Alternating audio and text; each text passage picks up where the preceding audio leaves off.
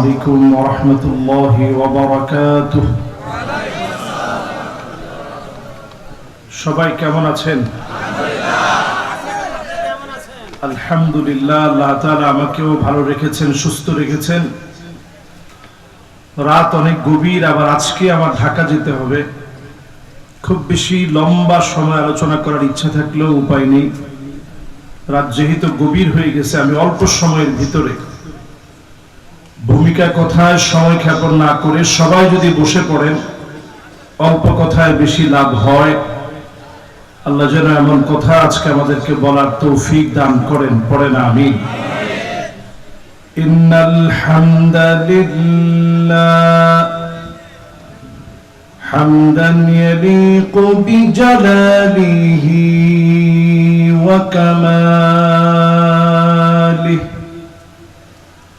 সুবহানাহু ওয়া তাআলা লাহুল হামদু ফিল উলা ওয়াল আখিরা ওয়া হুয়া আলা কুল্লি শাইইন قدير اللهم إنا نشهدك ونشهد ملائكتك وحملة عرشك وجميع خلقك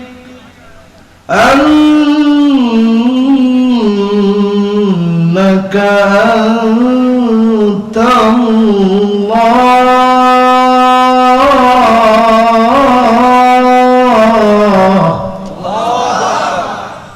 لا إله إلا أنت فهو الواحد الأحد الفرد الصمد الذي لم يلد ولم يولد ولم يكن له كفوا أحد ونشهد أن سيدنا وسندنا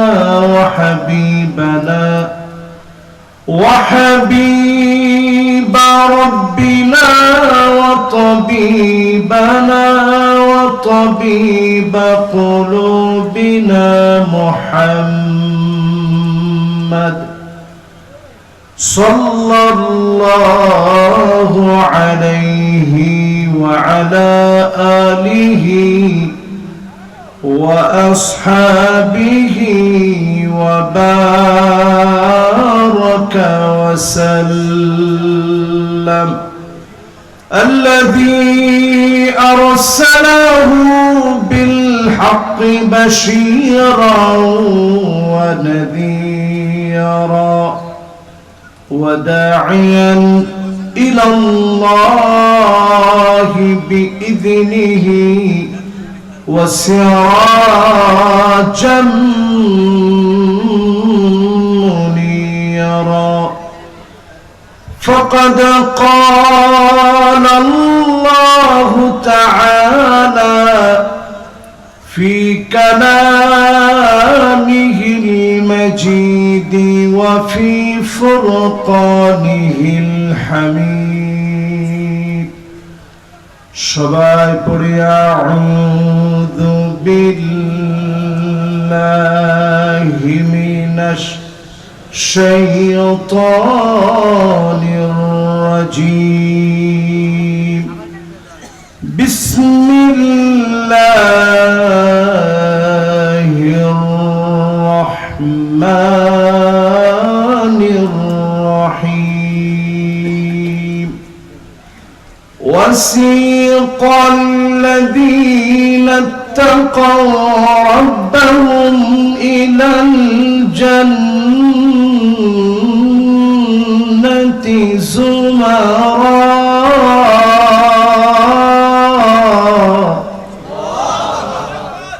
حتى إذا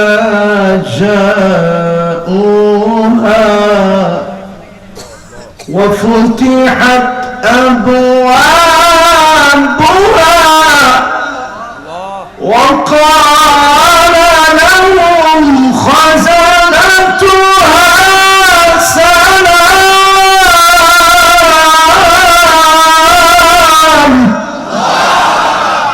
سلام عليكم طبتم فادخلوها خالدين وقالوا الحمد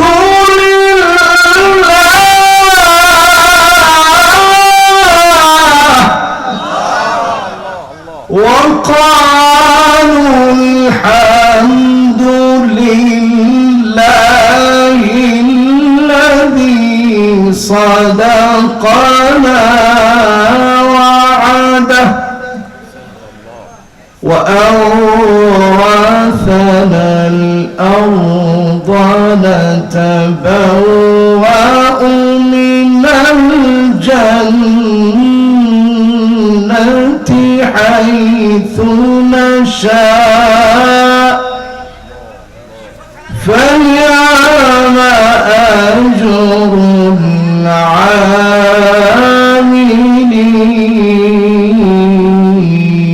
العاملين وترى الملائكة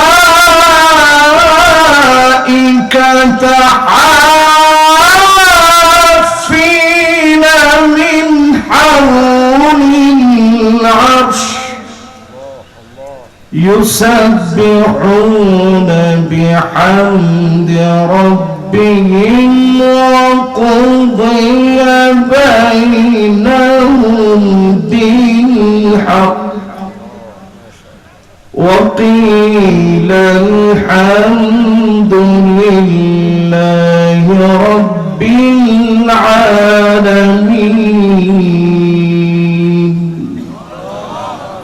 وقيل الحمد لله رب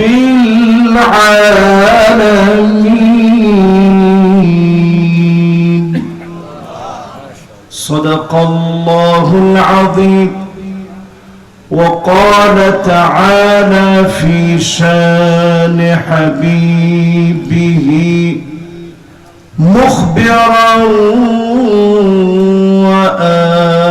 وآمرا إن الله وملائكته يصلون على النبي يا أيها الذين آمنوا صلوا عليه وسلموا تسليما اللهم صل على محمد وعلى آل محمد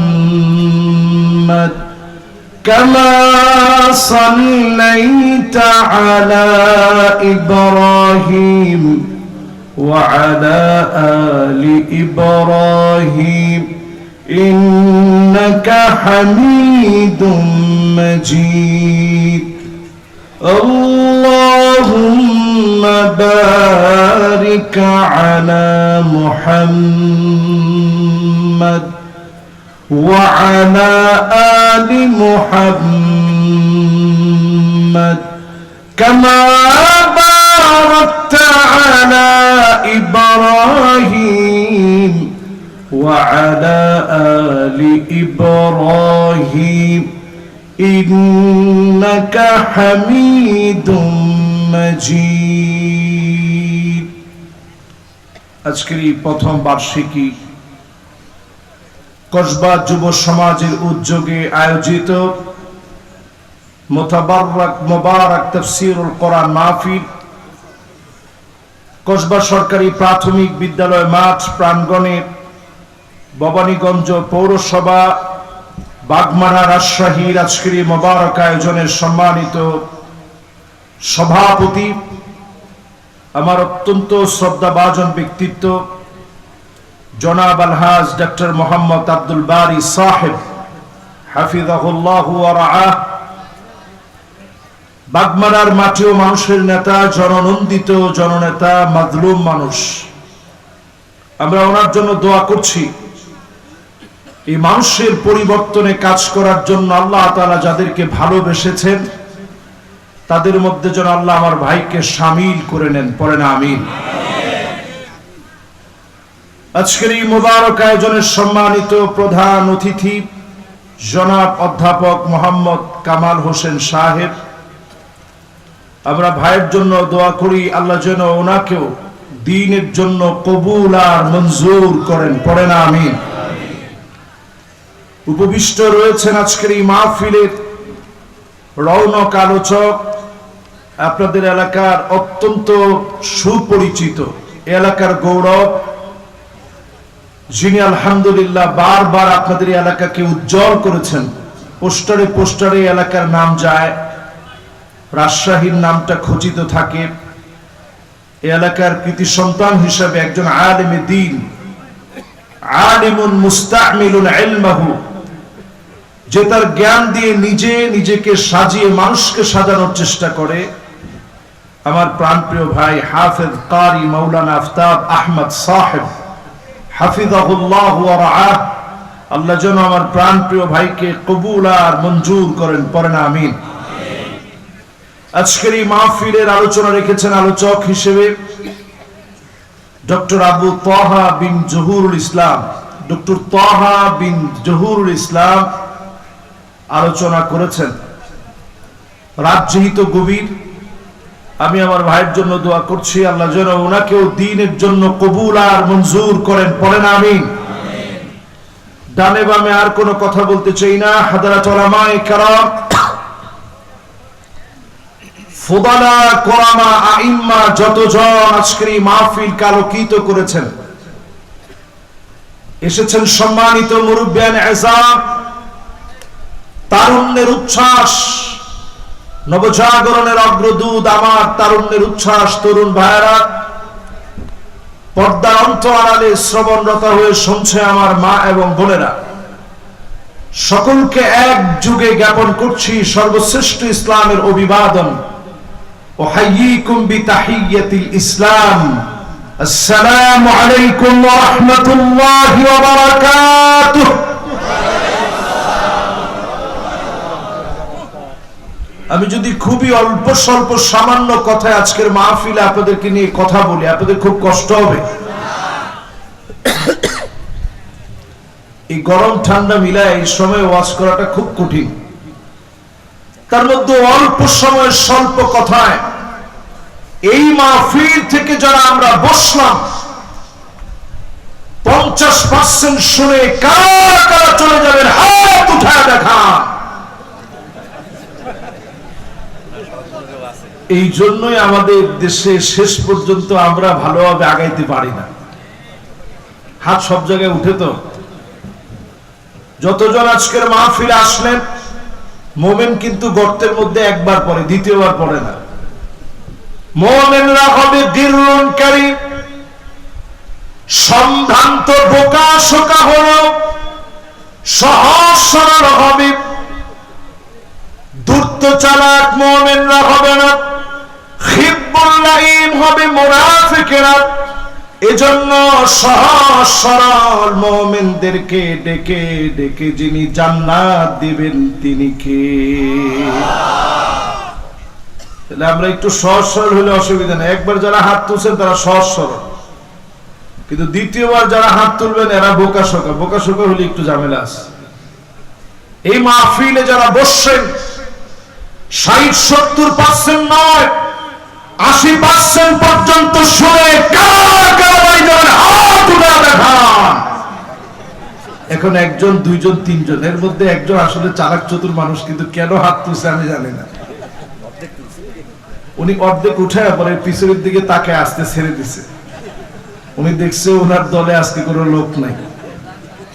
তো এই জন্য আপনারা 100% শুনবেন তো ইনশাআল্লাহ? কারা কারা শুনবেন একটু দেখি তো। মাশাআল্লাহ। আমার আব্দুল বাড়ি ভাই হাত তুলছে, লিল্লাহি তাকবীর। এবার হাতগুলো নামান, তাইলে আজকে আলোচনা করা দরকার। বাড়ি ভাইয়ের আলহামদুলিল্লাহ শরীর আমাদের চাইতে এখনো টনটনা। উনি কিন্তু মাহফিল প্রতিদিন আমাদের মতো একটা করে না, ওনার অনেক মাহফিল করা লাগে। ডাক্তার মানুষ, আমার দায়িত্ব আছে অনেক। সব শেষ করে আল্লাহ তাআলা যেন ভাইকে সুস্থতার সাথে খিদমত গোলামজাম দেওয়ার তৌফিক দান করেন, পড়েন আমিন।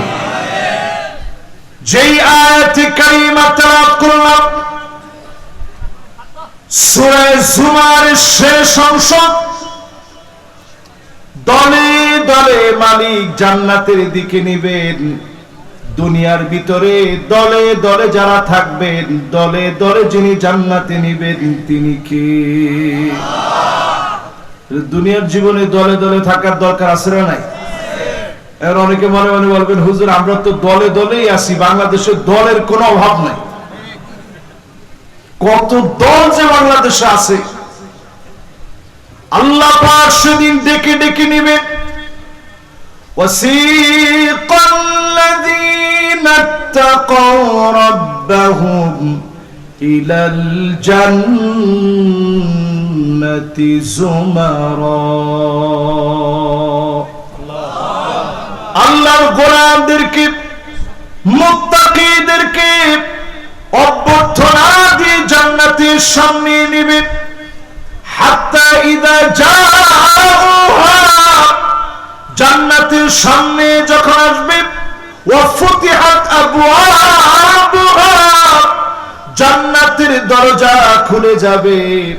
যিনি জান্নাত দিয়ে বান্দাদেরকে সন্তুষ্ট করে দিবেন তিনি কে? দুনিয়ার জীবনে সব আশা কোনোদিন পূর্ণ হবে না। একটু তাকায় দেখেন, এই দেশ গড়ার জন্য যারা সবচেয়ে বেশি স্বপ্ন দেখেছে তারাই দেশের জন্য জীবন দিয়েছে। ফাঁসির মঞ্চে গিয়েছে, বাতিলের কাছে মাথা নত করেনি, রক্ত ঝরিয়েছে, বাতিলের কাছে মাথা নত করেনি। আল্লাহর যেই গোলামেরা মুত্তাকি হতে পেরেছে, তাকওয়ার পরিচয় দিতে পেরেছে, হুয়াল ইহতিরাজু বিতাআতিল্লাহি আন উকুবাতিহি, আল্লাহর সামনে দাঁড়াতে হবে এই বোঝ নিয়ে যারা কাজ করেছে, এমন লোকদেরকে ডেকে ডেকে যিনি মাফ করে দিবেন তিনি কে? এবার জান্নাত পাইল। জান্নাত পাওয়ার পরে ভাই যেই তো আজকে বলছে যে জান্নাতের টিকিট বিক্রি করা নিয়ে একটা কথা চলতেছে।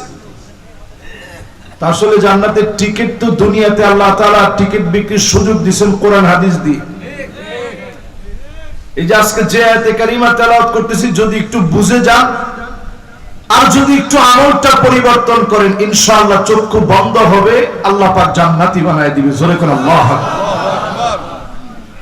8 টাকা যদি আজকে নিজেকে নিজের আমলের ভিতরে বসায় নিয়ে মাহফিল থেকে উঠে একদিকে মাহফিল আসছিলেন, জান্নাত পাওয়ার প্রত্যাশায় এসেছিলেন, 8 টাকা যদি শিখে যেতে পারেন, মুত্তাকি বানায়া জাহান্নামের আগুন যিনি হারাম বানায়া দিবেন তিনি কি? এক নম্বরে লাগবে প্রিয় ভাইরা, মান ক্বালা লা ইলাহা ইল্লাল্লাহ খালিসান মিন কলবিহি আও নাফসিহি, মন থেকে যদি কালেমা পড়তে পারেন, কালেমার জন্য পরীক্ষা আসবে, পরীক্ষা দেওয়া লাগবে। এই কালেমার জন্য পরীক্ষা দিয়েছেন, মন থেকে কালেমা পড়েছেন, এমন লোকদেরকে ডেকে ডেকে যিনি জাহান্নামের আগুন হারাম বানায়া জান্নাতি বানায়া দিবেন তিনি কি? আপনার প্রথমটা হচ্ছে মন থেকে কালেমা পড়া লাগবে। জোরে বলেন, কালেমা পড়বেন কেমনে? সবাই বলেন কেমনে? মন থেকে কালেমার দৃষ্টান্ত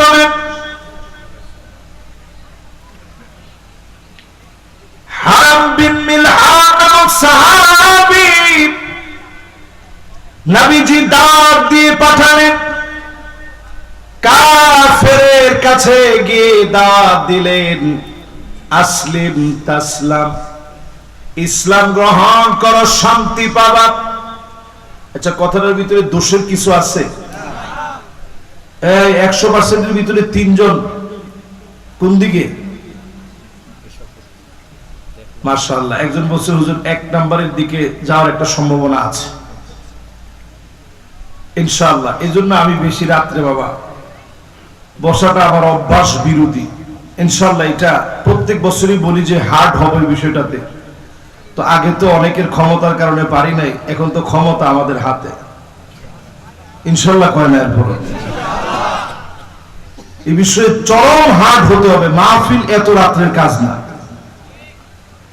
মাহফিল হতে হবে ব্রেনটা যখন একেবারে পরিষ্কার থাকে তখন আপনি গুনে গুনে মুখস্থ করে নেবেন হুজুর কি ওয়াজ করলো। আর যদি এরকম গভীর রাত করে মাহফিল করেন তাহলে শুধু হুজুরের চিল্লাইতে হবে, তো আপনি নিবেনটাকে? তাহলে 1 নম্বরে বলেন জাহান্নাম হারাম করতে হলে কালেমা লাগবে মন থেকে। জোরে কোন কোত্থেকে? হারাম বিন মিলহান তিনি দাওয়াত নিয়ে গেলেন, কাফেরকে বলেন আসলিম তাসলাম, ইসলাম গ্রহণ করো, শান্তি পাবা। দাওয়াত দেওয়া মাত্র তরবারি বের করে ফেলেছে, হারাম বিন মিলহানের মাথার মধ্যে তরবারি দিয়ে আঘাত করে ফেলেছে। বিভক্ত মাথা থেকে অজস্র রক্ত যাচ্ছে, খন্ড বিখন্ড হয়ে গেছে মাথা। হারাম বিন মিলহান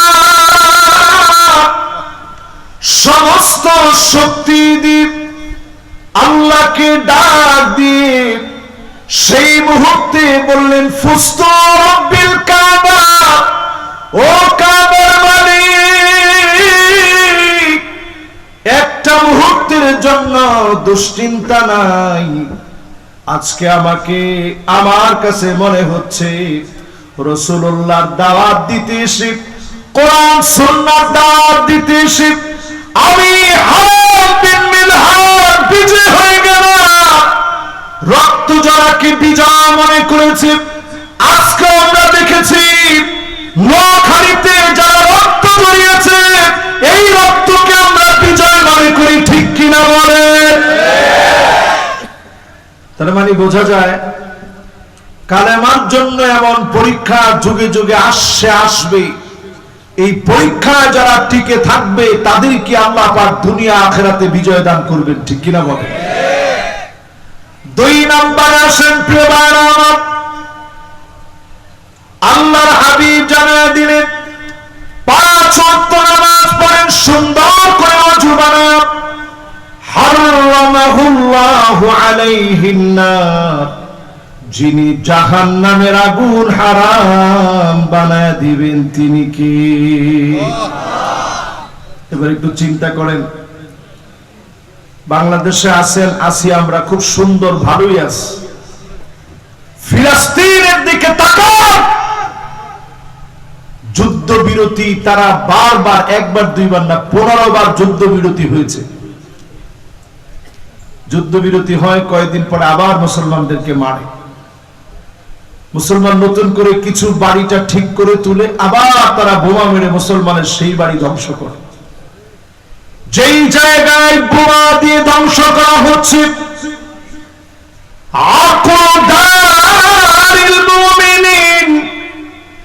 মুমিনদের এই ঘরগুলা নতুন করে তৈরি হবে, মুমিনরা সুসংগঠিত হবে। এই ফিলিস্তিনকে মুমিনদের চির আবাসস্থল যিনি বানায় দিবেন তিনি কি?